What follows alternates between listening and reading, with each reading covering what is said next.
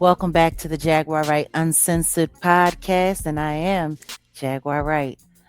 I'm here doing a review on Sean Combs' The Reckoning, the docu-series on Netflix, executive produced by Curtis 50 Cent Jackson, directed by Alexandra Stapleton. And we're talking about episode 3, Official Girl.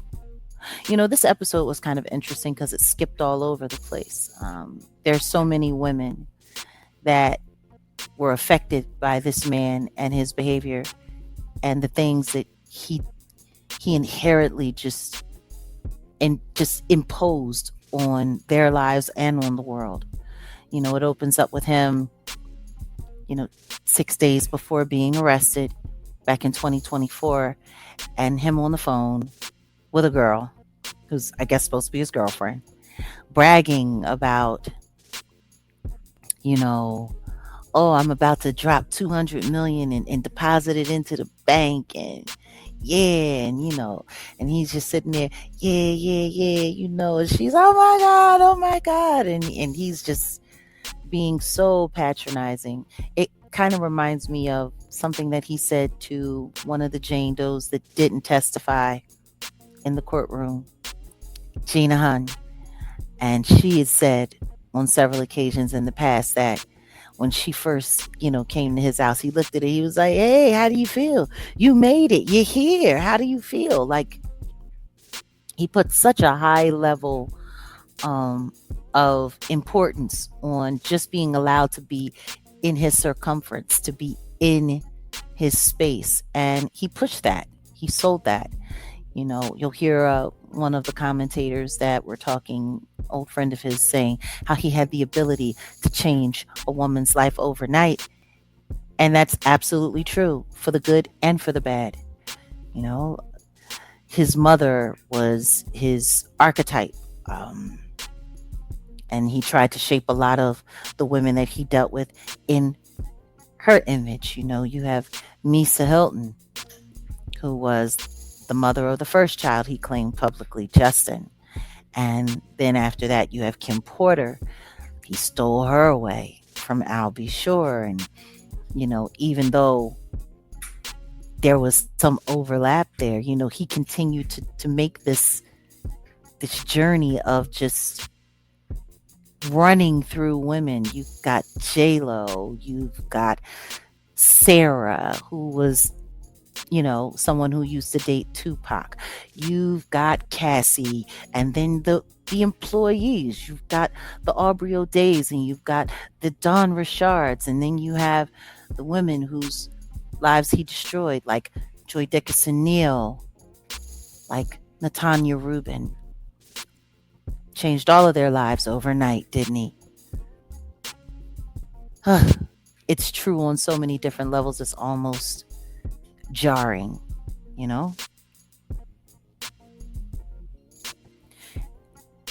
Even though of most of the women, Kim Porter would be known as kind of like the mama bear, the one who had the most control over her situation to a certain extent.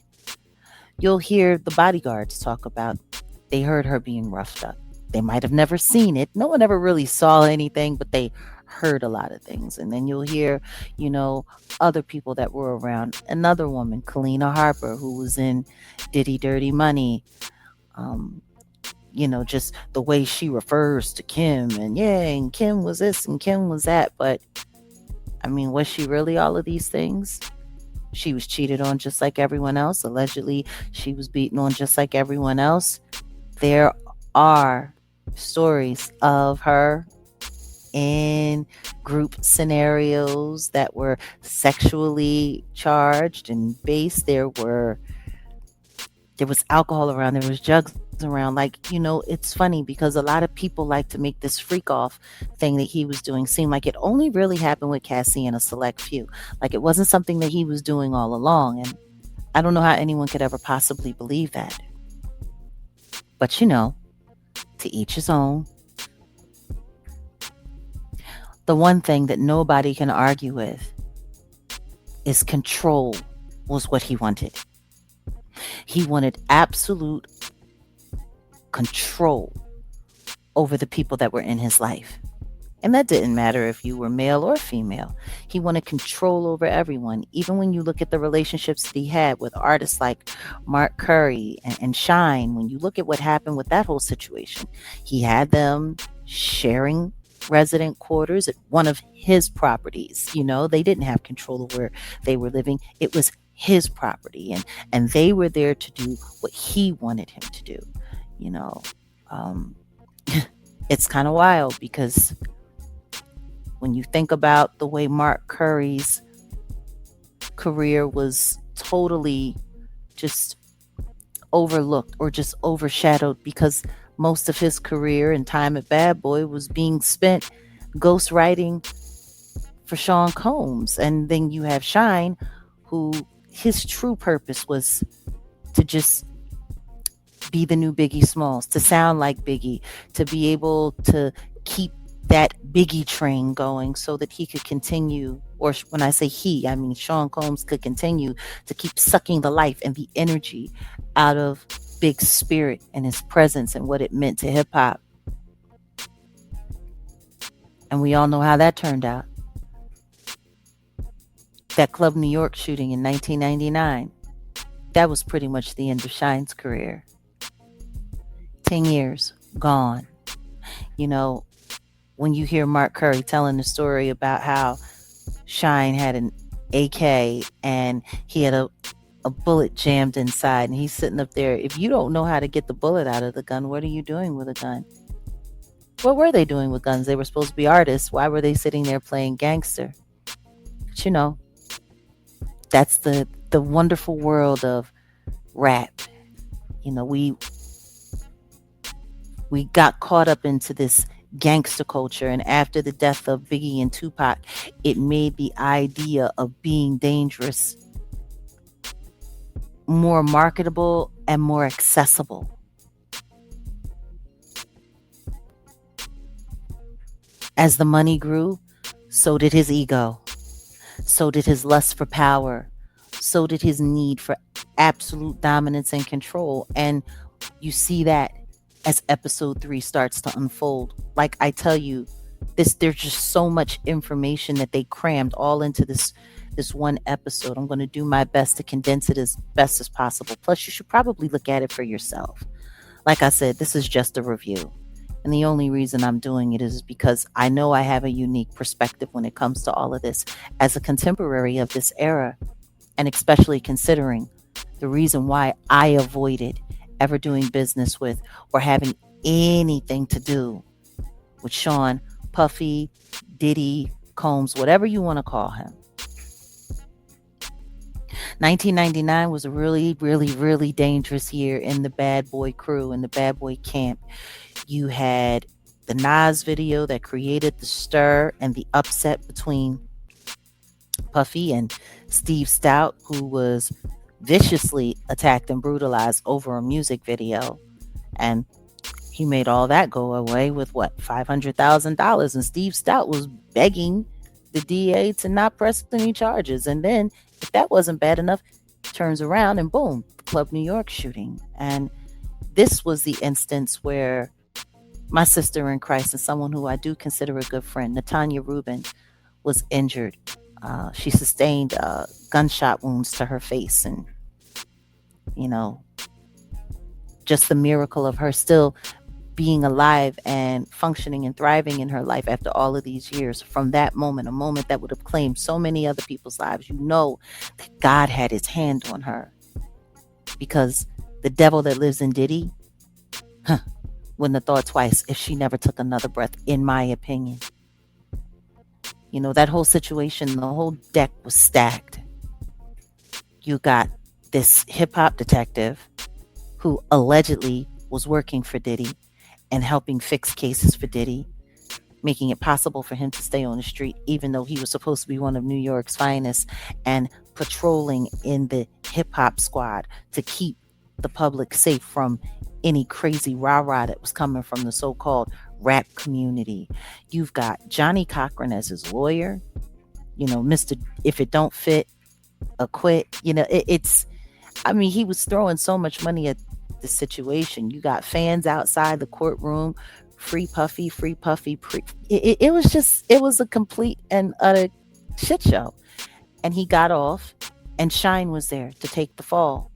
Shine got 10 years, and Diddy walked away scot free. J-Lo was never even properly questioned, and she lied under oath. She lied about the guns. She lied about their proximity to the guns. She lied about everything. They all got away with it. Matter of fact, it ended up becoming a Law and Order SVU episode called Three Dog Night, which they snatched it off the airwaves, they snatched it out of the catalog, and no one has seen it in over a decade. They swapped out the episode Three Dog Night for another episode for that season. And I honestly think the reason why they did was because people had started putting two to two together, that episode contained real information on what actually happened at that Club New York shooting. Real catastrophe. But you look at it back then in 1999 and fast forward to 2025, got people outside the courtroom, free Diddy, a Frico is not a Rico. And he essentially walked away from the bigger charges. I mean, we're actually kind of blessed that he got charged with anything at all, and he's in jail right now because if there hadn't have been as many opposing voices, I think, in our culture and in our society and out there on social media today, I think he would have got away with all of it, just like he did the last time.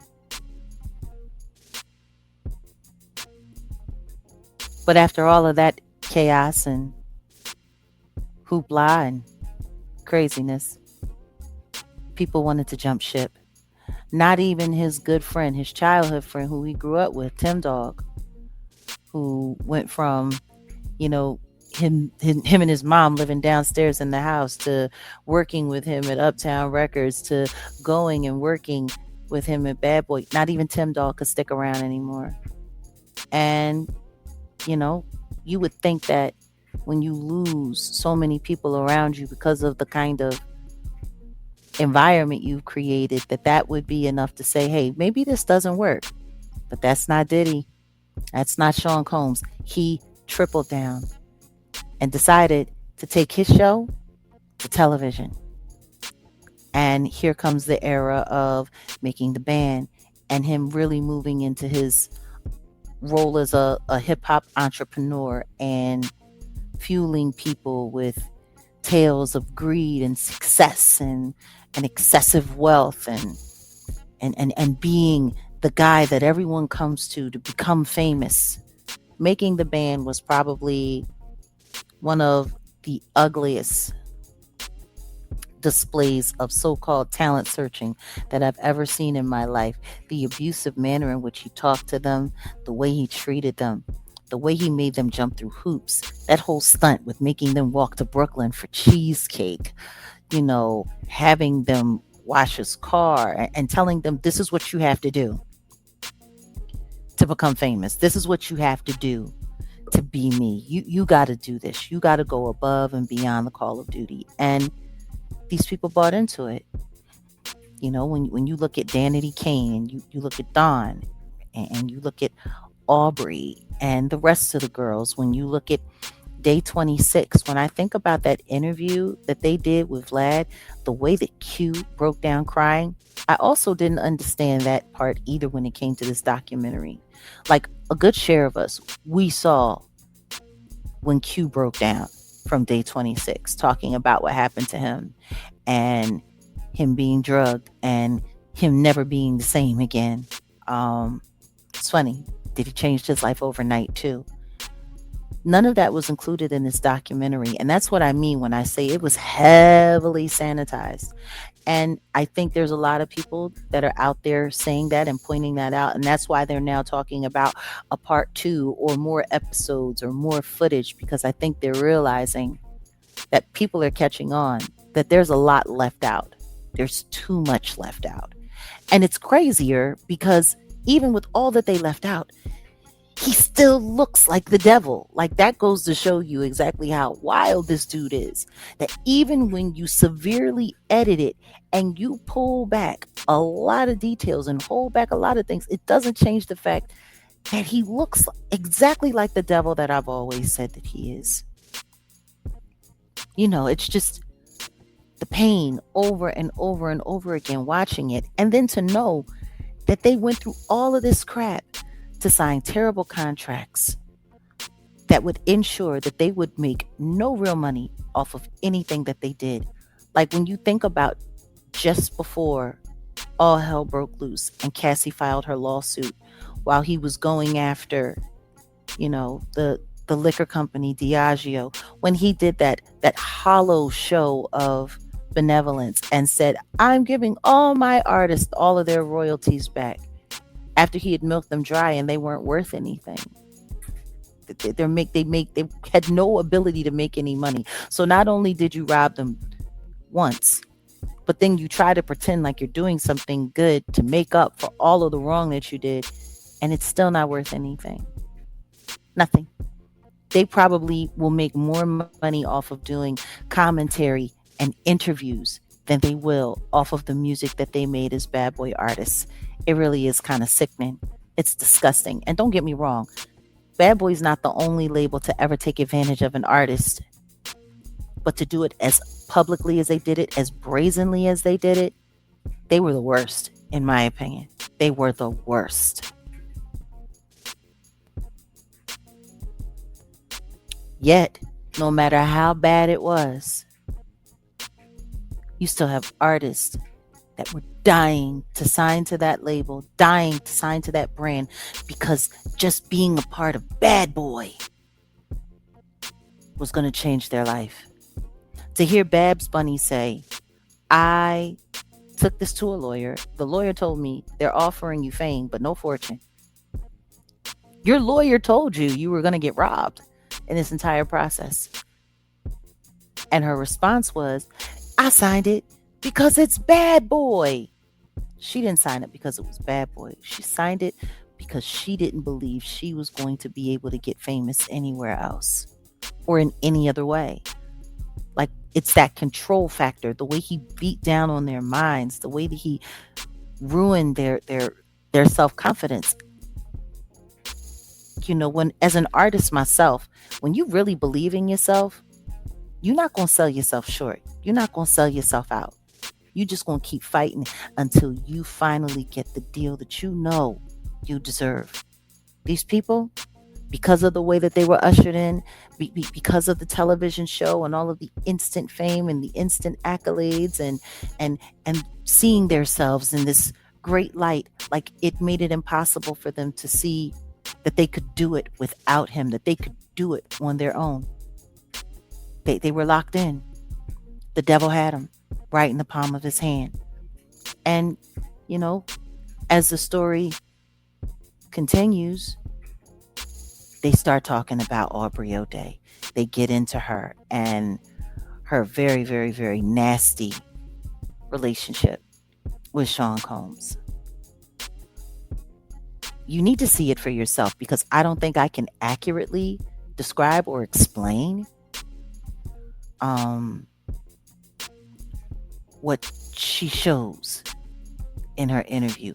I mean, on one hand, you're looking at the emails that she has, and he's sitting there talking all of this craziness about thinking about her and wanting to control her and wanting her to do whatever he wanted her to do, and talking about masturbation and talking about thinking about her and who is she screwing and whoopie. Like, it was a lot of over the stuff, just over the top stuff that was happening in those emails. And she's sitting there reading them. She's been keeping these emails for over 20 years. Like, I think that's the thing that people aren't really connecting to. She's had these emails for over 20 years. And then she gets to that affidavit. And once she gets to the affidavit, which was sent by another witness that she did not know, didn't have any connection to, of what she witnessed happening to her allegedly. She said she saw Aubrey being raped by Diddy and another guy. And she said, without a doubt, it was her. And she was totally incapacitated. The word she used was inebriated. And you're sitting there and you're watching Aubrey trying to rationalize, well, I'm not a drinker and I never had a drinking problem. No one said that you did. Just the way she was trying to even like distance herself from the possibility that this happened to her, not wanting to be associated with the nastiness that is Sean Combs. It kind of pissed me off at the same time, because you not wanting to know when you're sitting there with emails that you've kept for over 20 years of him pretty much saying that he wanted to do all these things to you, you weren't agreeing, and now someone is telling you that he did this to you, and then he fires you, embarrasses you, just defames your character on television, on the show, publicly got rid of you because you wouldn't do what he wanted you to do. Like, oh my God, those nasty emails, and ending them talking about all of this, the sexual harassment, and then ending it with God bless Diddy, God is the greatest. Like the level of insanity and the level of blasphemy that this man operates on is beyond just demon time, straight demon time. And you have to forgive me if I sound upset or just disgusted, but I don't know how else to feel when you see stuff like this, and when you see the way people are dealing with it. And it's crazy because she's currently supposed to be out on tour right now, and she can't even finish the tour dates because the impact of her testimony and the impact of everything that's happening with this documentary, it's all coming back on her now. She's too sick to tour. Like, she's literally, and I guarantee you, I would bet you dollars to donuts, some of this stuff that she says she doesn't remember, she's starting to remember now. And she still hasn't put a lawsuit in. Dawn has. Her one of her bandmates, Dawn Richard, I believe, she has her lawsuit. Aubrey has been doing the weirdest tap dance with all of this. I try not to be hard, and I try not to judge, but to not come forward and to not deal with this and to not demand justice for yourself is to be complicit in saying, to a certain extent, it's okay that it happened. And it's not. It's not at all. And as a survivor myself, I'm telling you, it's not okay. Not at all.